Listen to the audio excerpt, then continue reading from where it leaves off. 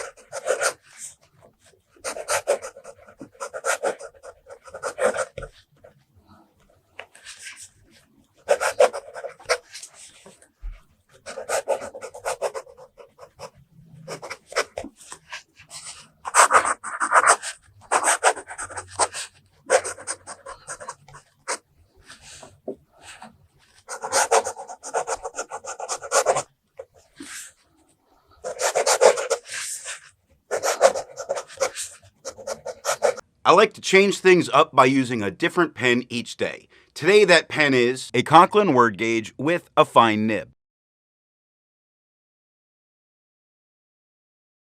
It's inked up, used for a day, and used to take the notes for this video. To see how I arrived at that opinion, let's take a look at the first writing sample done on Clairfontaine.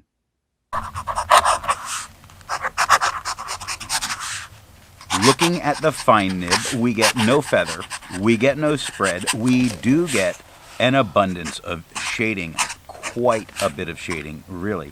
You see it goes constantly from those lighter to darker tones. I love when inks do this. I want to love this ink. It's just something feels off. Hopefully by the time I'm done with this, I can nail it down.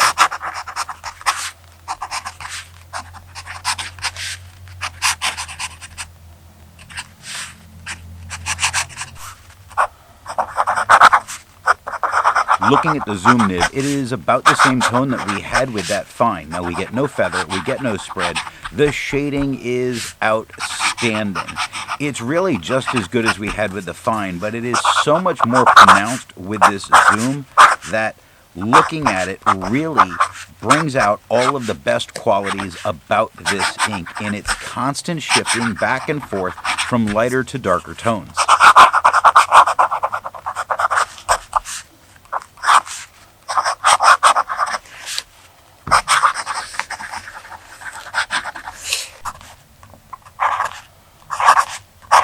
Looking at the music nib, we have about the same tone that we had with the zoom and the fine. We get no feather, we get no spread. We would probably be surprised if it happened on this paper.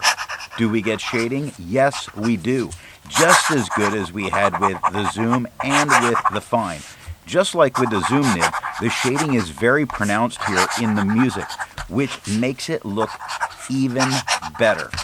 I've really got to get better at writing with that zoom.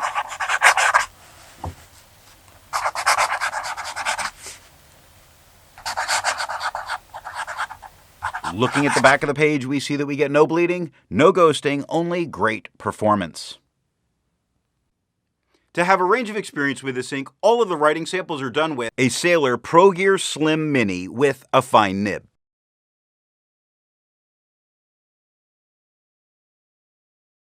A Sailor 1911 Large with a zoom nib.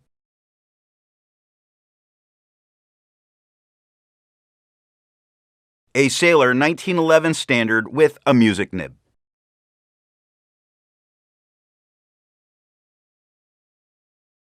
The next writing sample is done in a FieldNotes Steno notebook. Looking at the fine nib, this is very much the same tone that we had with the Clairfontaine. We get no feather, we get no spread, we do get some shading, not as much as we were really seeing with the Clairfontaine, but we shouldn't be expecting that here. When you look at the word interval, you see the T gets much darker, and in fact the delta T, you see the change in tone from the T. I think this is doing very well.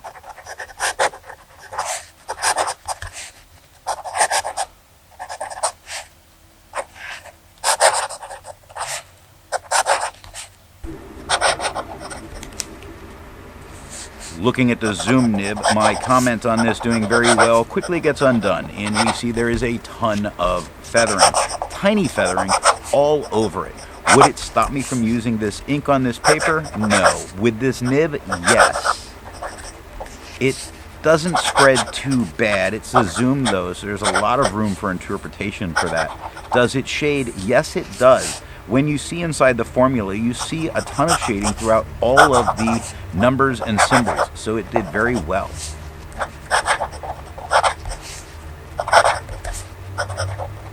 Looking at the music nib, we get the same tone that we had in the zoom and the fine.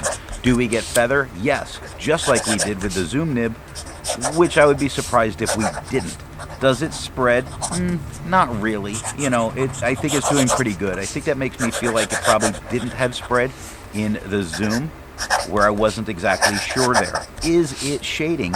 Yes, it is, but not as much as we were even seeing with the zoom, so not as good a match. Looking at the back of the page, you see that this ink got very deep into the paper. Now, it never bled through and touched the page underneath. When it comes to the fine, you could probably write on the back, but definitely not with the zoom or with the music. I agree with Vita. There's a lot to learn by doing multiple chromatographies.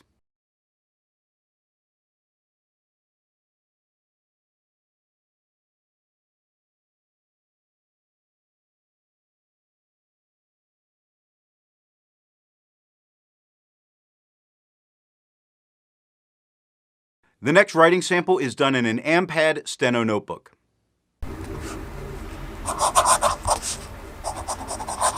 Looking at the fine nib, the noticeable thing is we're really starting to lean towards a red, or a reddish brown as a result of the tone of the paper. Now, there's no real feathering, there's no real spread, there's minor bits of shading, not really very much, but it's definitely there. Looking at the top line at the word not at count, it's certainly there. Second line, therefore. So it's doing very well, but it's not really looking like a brown so much anymore.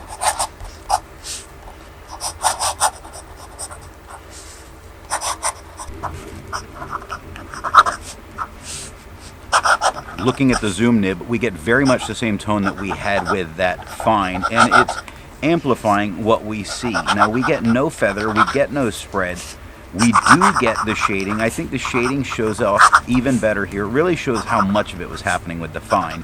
And you really see how much of a red lean this brown is starting to have. Again, the paper is really bringing out that aspect of it.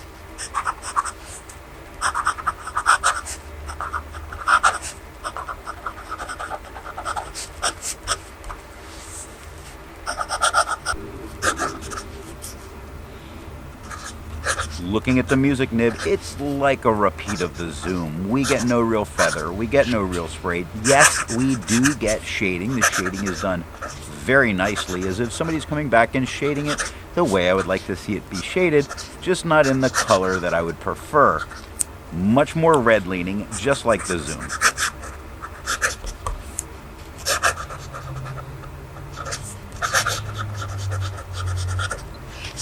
Looking at the back of the page, you see that the zoom and the music came very deep into the paper, never touched the page underneath. I do think you could use the back of the page for the find, though. The ghosting there is well under control. Resistance tests are done to see how this ink can be expected to perform on the page, and more importantly, how hard it may be to clean from your pen. This smear is allowed to dry for 3 days before testing it. And here we see the results of the resistance test.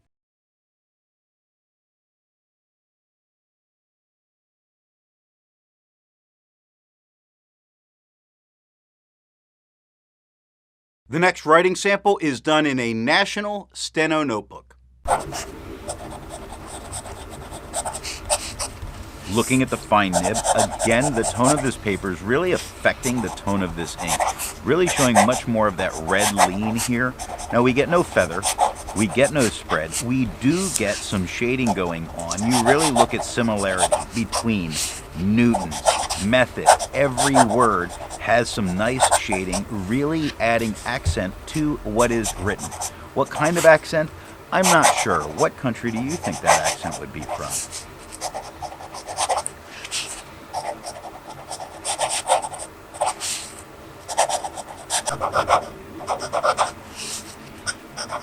Looking at the zoom nib, it is about the same tone that we had in the fine. It's not feathering, it's not spreading, it is shading like a dream. It's the tone that is still much more red-leaning as a result of the color of the paper really affecting in what we're able to see. I'm not a fan of what I'm seeing here, except for its performance, which is really good.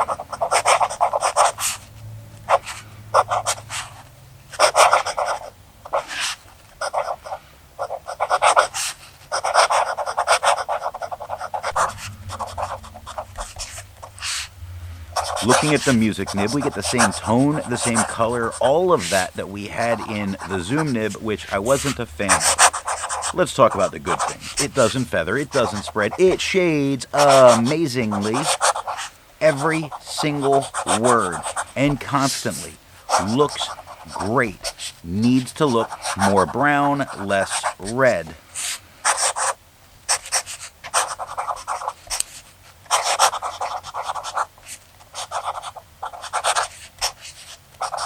Looking at the back of the page, you can see how great this paper is. It has no bleeding, no ghosting, easily using the back of the page because this paper is a winner.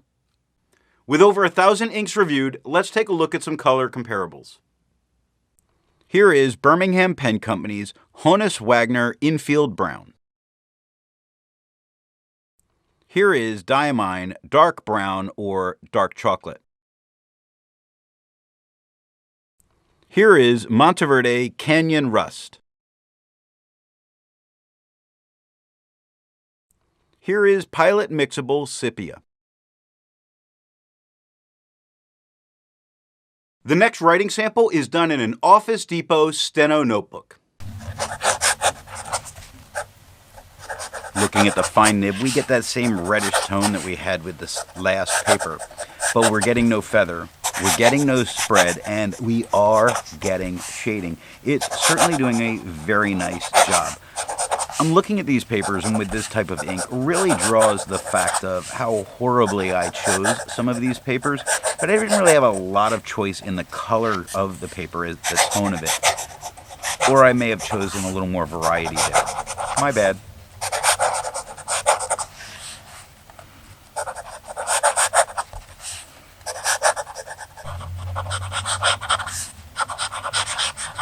Looking at the zoom nib, we see about the same tone that we had with the fine.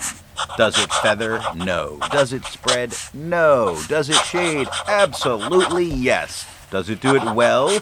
Yes, it does indeed. Why? Look at velocity. Look at changes. Look at called acceleration. Am I talking faster? I'm not sure. No, it looks really good. I'm wishing for more of the brown. I'm almost done harping on that. You know what? I am done harping on that.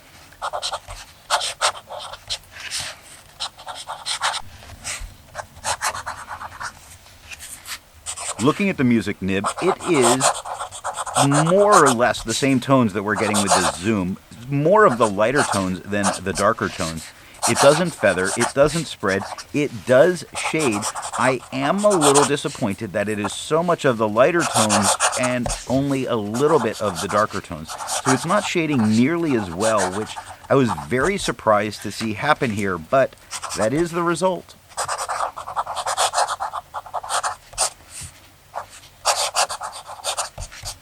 Looking at the back of the page, you see very minor ghosting, easily use the back of the page without a problem, no bleed through, nothing touched the page underneath. While it's nice to find other inks in the same color family, I prefer to find an ink that complements its color on the page. Here is a pink ink by Diamine, their Hope Pink. Here is a green ink by Diamine, their Kelly Green. Here is an orange ink by Diamine, their Sunset. Here is a blue-black ink by Colorverse, their Season 1 Proxima B. The last writing sample is done on 20-pound copy paper.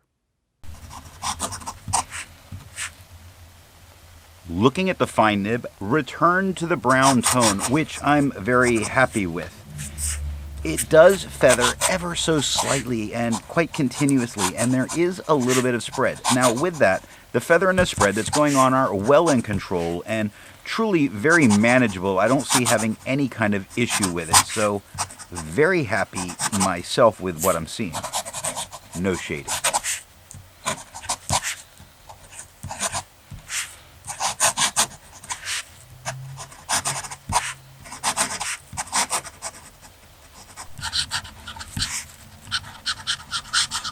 Looking at the zoom nib, it is basically the same tone that we see with the fine. Does it feather? Yes. Does it spread? Yes. Does it shade? I guess technically in a couple spots you could call it shading. Does it look like a monster movie? Yes. Oh my god, it's bad. Don't use a zoom nib on 20-pound copy paper, but I have a feeling that it would be hard to get paper this bad in Japan.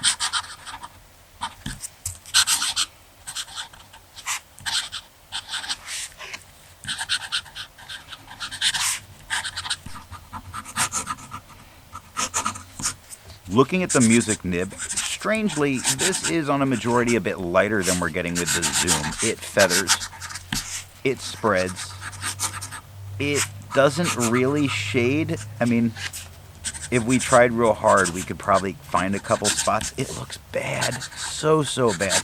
It looks like a B horror movie that's not fun to watch.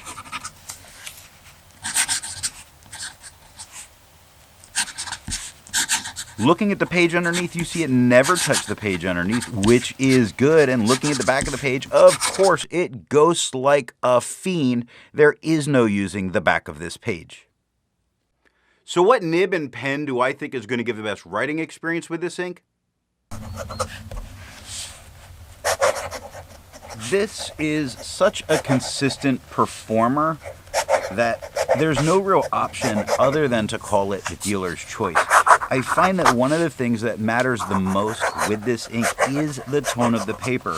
So keep that in mind. Now, for me though, while it can be a dealer's choice, I did very much enjoy how it looked with the zoom and with the music nib, which makes me say that I think a medium flow stub is really going to give me the experience I want. I just need to make sure that it's on white paper.